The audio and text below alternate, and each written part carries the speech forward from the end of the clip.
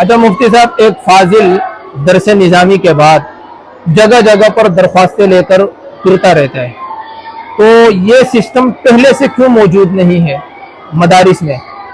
हाँ, मैं समझता हूँ कि इस पर तो ज़ाहिर है बड़े हजरात को संजीदगी से सोचना चाहिए, और अब ये वक्त आ गया है कि अब सोचना चाहिए, इसमें कोई दो राय नहीं है। और संजीदगी से सोचना चाहिए कि हमने सिर्फ हमेशा प्रोडक्शन पर ध्यान दिया है, हम उस प्रोडक्शन को हम खपत कहाँ पर है उस पर हमने कभी नहीं सोचा।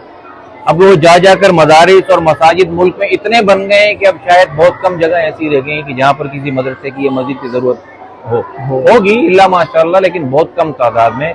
यानी जितनी हमारी प्रोडक्शन है उस हिसाब से हम आगे उनको कहीं पर हमारी खपत उसकी मौजूद नहीं है।